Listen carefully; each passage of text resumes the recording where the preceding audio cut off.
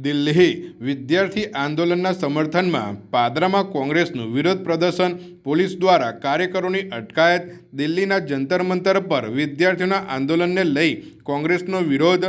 પાદરાના સરદાર પટેલ પ્રતિમા પાસે કોંગ્રેસનું પ્રદર્શન, જિલ્લા કોંગ્રેસ પ્રમુખ જસપાલસિંહ પડિયાર સહિત કાર્યકરોની અટકાયત. પોલીસ દ્વારા તમામ કોંગ્રેસી આગેવાનો અને કાર્યકરોને કસ્ટડીમાં લેવામાં આવ્યા. તાલુકા અને શહેર કોંગ્રેસના કાર્યકરો મોટી સંખ્યામાં જોડાયા. દિલ્હીના જંતર મંતર ખાતે વિદ્યાર્થીઓ દ્વારા ચાલી રહેલા આંદોલનના સમર્થનમાં આજે પાદરામાં કોંગ્રેસ દ્વારા વિરોધ પ્રદર્શન કરવામાં આવ્યું હતું. જકાતનાકા પાસે આવેલી સરદાર પટેલની પ્રતિમા ખાતે યોજાયેલા આ કાર્યક્રમ દરમિયાન જિલ્લા કોંગ્રેસ પ્રમુખ જસપાલસિંહ પડિયાર સહિત તાલુકા અને શહેર કોંગ્રેસના આગેવાનો તથા કાર્યકરો મોટી સંખ્યામાં જોડાયા હતા. જો કે વિરોધ પ્રદર્શન દરમિયાન પોલીસે તમામ કોંગ્રેસી કાર્યકરોની અટકાયત કરી હતી. દિલ્હીના જંતર મંતર ખાતે વિદ્યાર્થીઓના ચાલી રહેલા આંદોલનને સમર્થન આપવા પાદરા કોંગ્રેસ દ્વારા વિરોધ કાર્યક્રમનું આયોજન કરવામાં આવ્યું હતું. જકાતનાકા પાસે આવેલી સરદાર પટેલની પ્રતિમા પાસે કોંગ્રેસના આગેવાનો અને કાર્યકરો એકત્ર થયા હતા. વિરોધ દરમિયાન જિલ્લા કોંગ્રેસ પ્રમુખ જસપાલસિંહ પડિયાર, તાલુકા કોંગ્રેસ અને શહેર કોંગ્રેસના હોદ્દેદારો સહિત મોટી સંખ્યામાં કાર્યકરો હાજર રહ્યા હતા. પરિસ્થિતિને ધ્યાનમાં રાખી પોલીસનો ચુસ્ત બંદોબસ્ત ગોઠવવામાં આવ્યો હતો.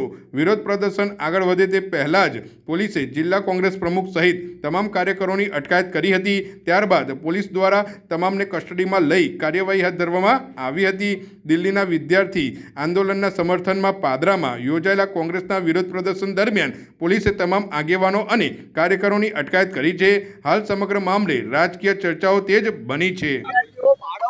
જે રીતે નિર્દયતાથી બર્બરતાપૂર્વક લાઠીચાર્જ કરવામાં આવ્યો છે, એને લઈને આજે અહીંયા અમે ધર્મેન્દ્ર પ્રધાનનું રાજીનામું આપે અને સાથે વિદ્યાર્થીઓને ન્યાય મળે એ માટે વિરોધ પ્રદર્શન કર્યું. જે પ્રકારે 82 થી વધારે વખત છેલ્લા 10-12 વર્ષમાં પેપર ફૂટવાની ઘટનાઓ સામે આવી, એટલે સમગ્ર દેશે જે રીતે શાંતિપૂર્ણ રીતે ત્યાં બેઠીને ઉપવાસ કરી રહ્યા હતા. દિલ્હી જંતર મંતર ખાતે વિદ્યાર્થીઓ, બાળકો, એ તમામ લોકો ત્યાં બેઠા હતા.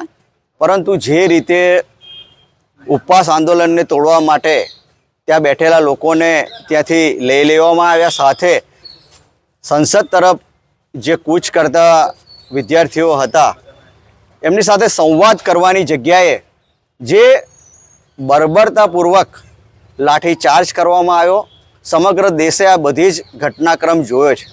એટલે ગમે તે હોય, પરંતુ વિદ્યાર્થીઓ ઉપર જે પ્રકારનું વર્તન પોલીસ દ્વારા કરવામાં આવ્યું ત્યાંના સત્તાધીશો, એટલે હું એમ માનું છું કંઈક ને કંઈક રીતે જ્યાં સુધી ગૃહમંત્રી અથવા તો ગૃહ મંત્રાલયનો આદેશ ના હોય ત્યાં સુધી પોલીસ આ કાર્યવાહી કરે નહીં.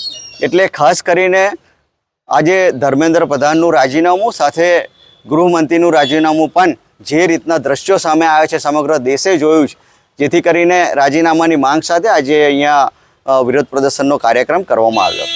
જે દેશના યુવાઓ, જે યુવા પેઢી છે જેનું શિક્ષણ ખતરામાં આવ્યું છે, જે નીટના પેપર લીક થયા છે, જેના કારણે એમનું ભવિષ્ય રૂંધાઈ રહ્યું છે, જેથી કરીને દેશભરના યુવાનોએ જંતર મંતર મેદાન દિલ્હી ખાતે ભવ્ય દેખાડો કરી, ભવ્ય પ્રદર્શન કરી અને એમનો વિરોધ દર્શન કરાવી રહ્યા છે. ત્યારે આ રાજ્યના અને દેશના ગૃહમંત્રી દ્વારા એવા આદેશો આપીને લાઠીચાર્જ કરી નિર્દોષ યુવાનોને મરણતોડ મારવામાં આવે છે.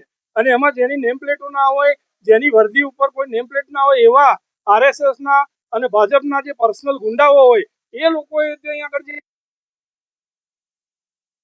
જે અમે પાદરા કોંગ્રેસ દ્વારા શાંતિપૂર્વક રીતે ઉપવાસ પર બેસવાનું એક આંદોલન ઊભું કર્યું હતું.